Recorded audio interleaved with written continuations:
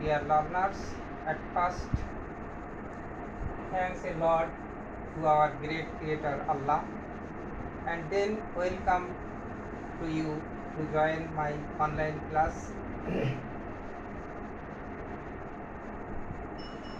I am MD Shahjahan Ali, Assistant Teacher, Thane Railway Secondary School, Khulna Sadar Khulna. The next 30 minutes you will remain with me. I think I will discuss English grammar in class 6, unit 6 about sentences. I think you will enjoy this class in attentive mind, and then you will feel better. Then let's start on class. Today's lesson, unit 6, sentence. I think you have known in class 5 about sentence.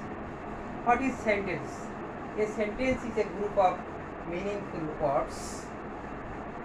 আমরা বাংলায় যদি বলতে চাই তাহলে কতগুলি অর্থপূর্ণ ওয়ার্ডস একত্রে মিলিত হয়ে কর্তার মনের ভাবকে সম্পূর্ণরূপে প্রকাশ করার মাধ্যম কি হচ্ছে সেন্টেন্স বা বাক্য। এই সেন্টেন্স বা বাক্যকে সার্থকভাবে আমরা যদি দেখতে চাই তাহলে এলিমেন্টস অফ সেন্টেন্স, সাকসেসফুল সেন্টেন্সের কয়েকটি উপাদান আমাদের জানতে হবে। একটি সার্থক বাক্যের a successful sentence has three elements: subject, verb and object. একটি সেন্টেন্স সাকসেসফুল হতে হলে তার প্রথম একটা কর্তা প্রয়োজন, তারপর একটা ক্রিয়া, তারপর একটা অবজেক্ট। তাহলে আমরা এখন দেখতে পাচ্ছি যে টাইপস অফ সেন্টেন্স, এই টাইপস অফ সেন্টেন্স সম্পর্কে তোমাদের টেক্সট বুক পিসিবির বই থেকে page number 57, open at page number 57। আমি এখন তোমাদের সামনে একটি ডায়ালগ করছি। Now read the following dialogue between a son and a mother. Son: hi mom. Mom: hi dear. Son: mom, I have to go to Minha's house now. Mom: no, it is almost dusk. We cannot go out now. Son: please mom, his father is sick.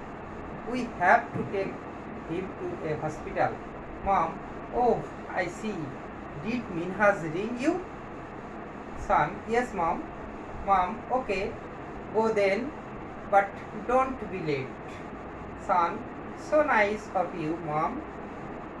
Mom: go, hurry up and take care. Son: bye mom. Mom: bye dear. আমরা যে করেসপন্ডিংটা শুনলাম, যে ডায়ালগটা একজন আরেকজনের সঙ্গে যে correspond হয়েছে, এর প্রেক্ষিতে আমি একটি চার্ট শো করলাম একটি এক্সাম্পল দিয়ে। তোমরা দেখতে পাচ্ছ হোয়াইট বোর্ড মার্কারে। Dear learners, this is a vital point on behalf of you. সেন্টেন্সের ক্লাসিফিকেশন or types of সেন্টেন্সের আমরা বিস্তারিত একটু আলোচনা করছি। Look at the whiteboard and listen to me what I say about to you. I have to go to Minha's house. I have to go to Minha's house. This is assertive sentence. Assertive sentence এর দুইটি part রয়েছে, একটি assertive এবং অন্যটি negative. You cannot go out now. আমরা যে ডায়ালগটা একটু আগে পড়লাম, এই ডায়ালগ থেকে দুটো সেন্টেন্স আমরা এখানে বোর্ডে অন্তর্ভুক্ত করেছি। একটি নাম আছে অ্যাফার্মেটিভ, আর অন্যটি দেখতে পাচ্ছি আমরা নেগেটিভ। না সূচক বাক্য, একটা না সূচক বাক্য আর একটা হ্যাঁ সূচক বাক্য। এই দুটো বাক্যকে আমরা অ্যাসার্টিভ সেন্টেন্স হিসাবে আখ্যায়িত করতে পারি। অ্যাসার্টিভ এই বিবৃতিমূলক বাক্য।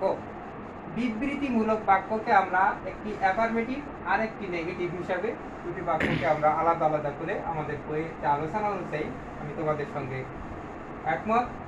অ্যাসার্টিভ সেন্টেন্স অ্যাফার্মেটিভ এবং নেগেটিভ দুটি পার্টে ভাগ করে তাকে দুইভাবে দেখানো হচ্ছে।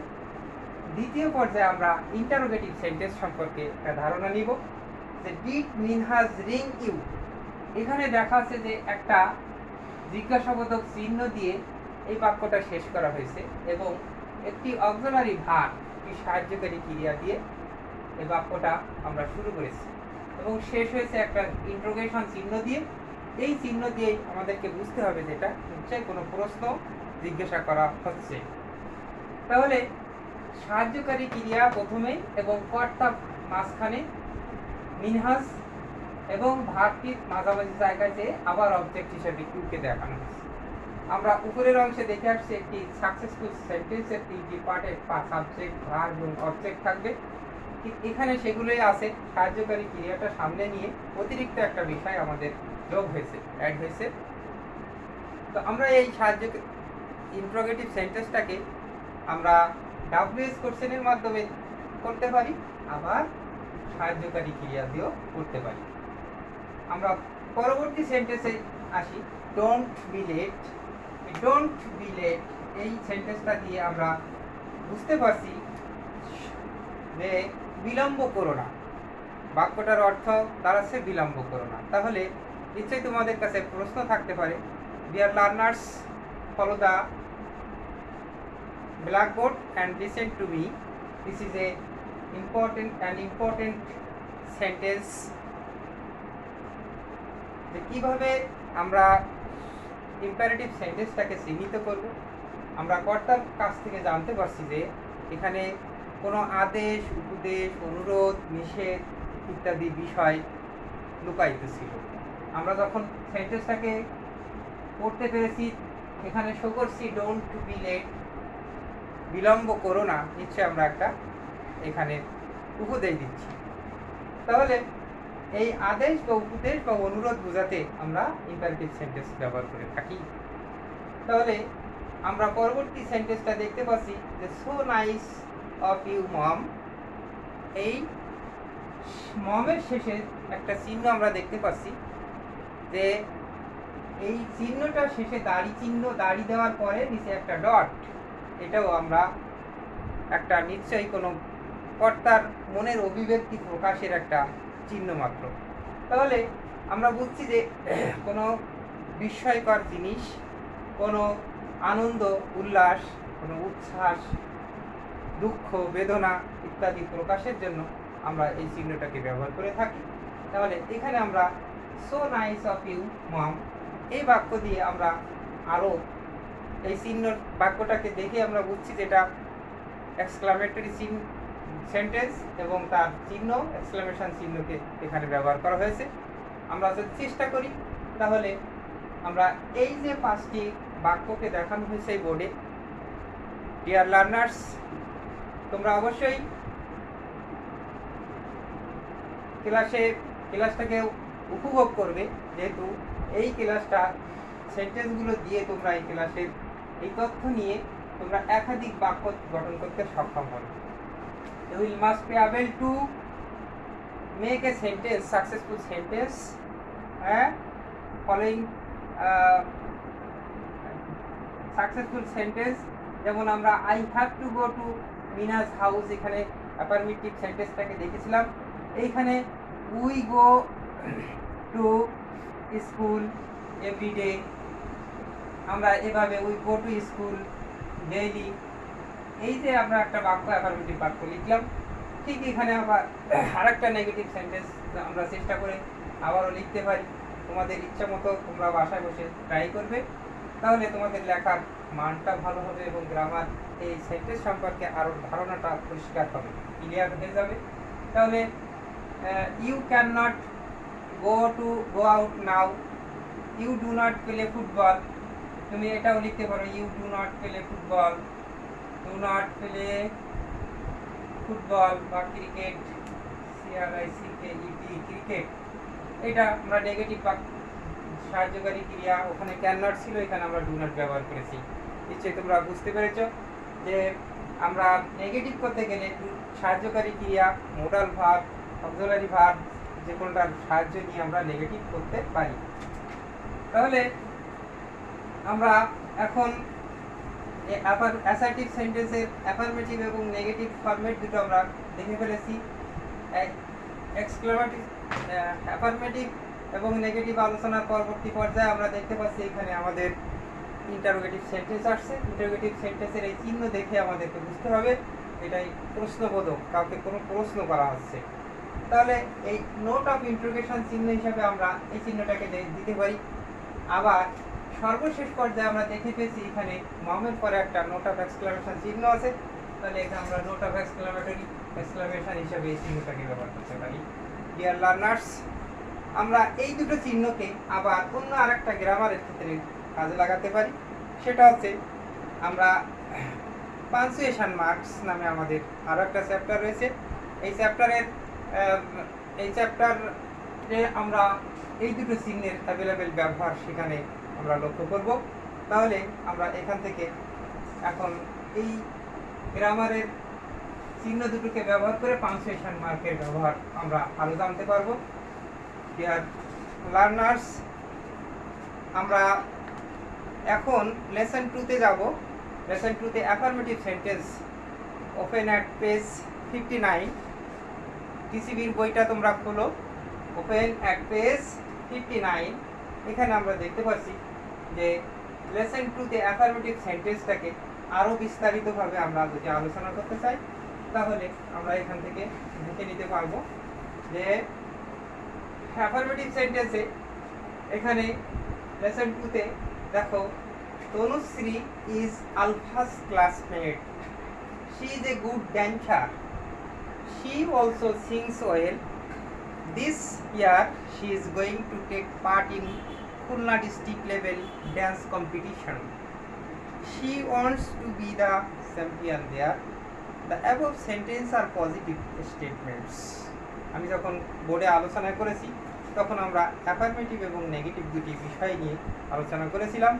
আর ওই দুটি বিষয় একত্রিতভাবে আমরা আলোচনায় আসছি যে সেই দুটো সেন্টেন্স একত্রিত হয়ে আমরা অ্যাসার্টিভ বা বিবৃতিমূলক বাক্যে পরিণত ছিল, সেটাকে আমরা ডিভাইডেশন করে অ্যাফার্মেটিভ এবং নেগেটিভ সেন্টেন্সটি তৈরি করেছি।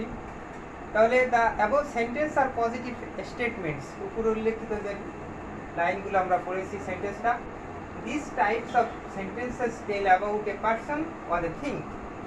এই সেন্টেন্সগুলো কোনো বিষয়, কোনো ব্যক্তি অথবা কোনো বস্তুর বিষয়ে আলোচনা করেছে। These are called affirmative sentence.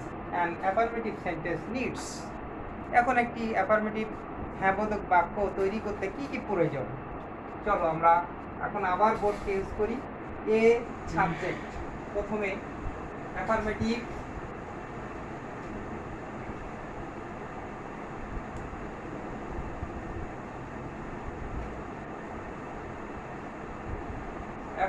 Sentence.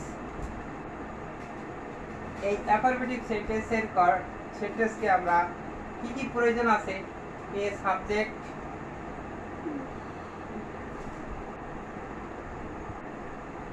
Plus linking verbs, LINKING, linking verb plus complement.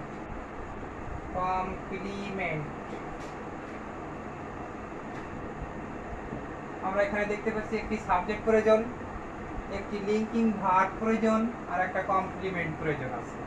আমরা অ্যাফার্মেটিভ সেন্টেন্সের এই একটা জিনিস দেখছি। তাহলে উপরের যে প্যাসেজটা আমরা পড়েছি, এই প্যাসেজে এ সাবজেক্ট হিসেবে আমরা তনুশ্রীর নাম উল্লেখ করেছিলাম। তাহলে আমরা লিখি সেই Tanushree,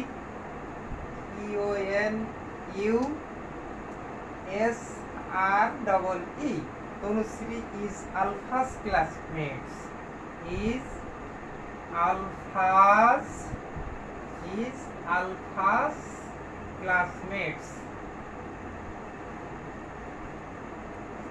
Tanushree is alphas classmate.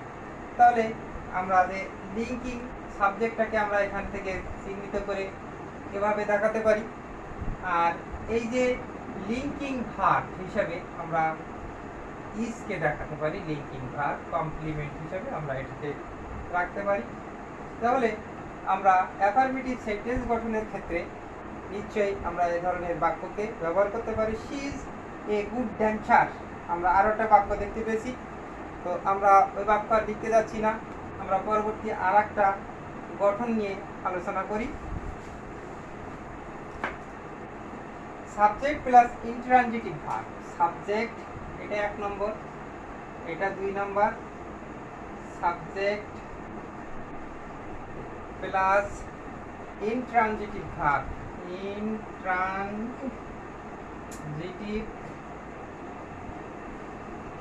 Verb.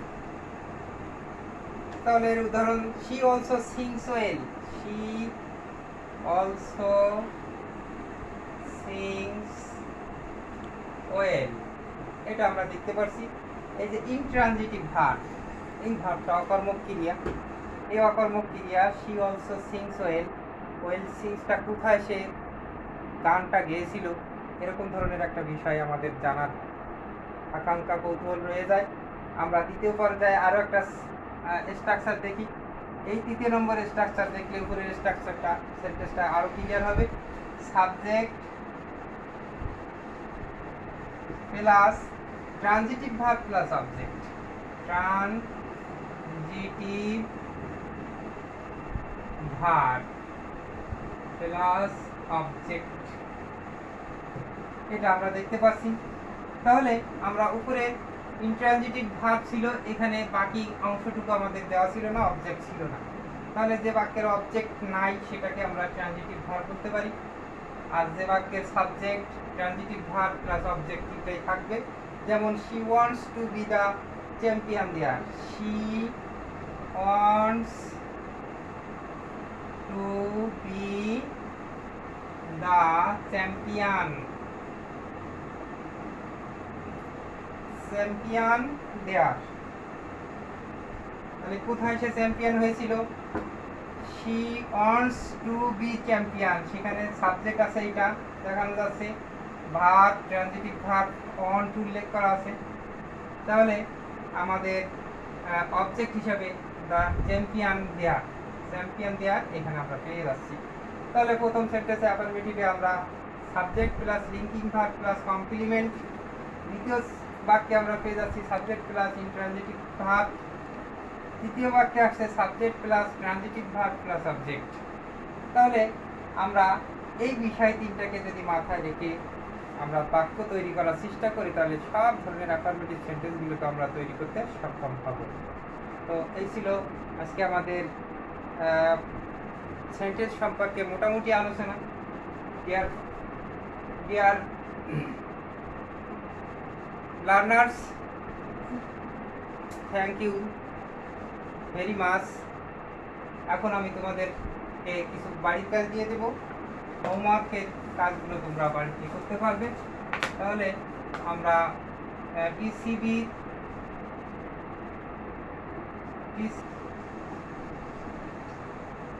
Dear learners, your homework, page number 59 to 60. Thank you very much. Today is not more. Thank you everybody. Thank you.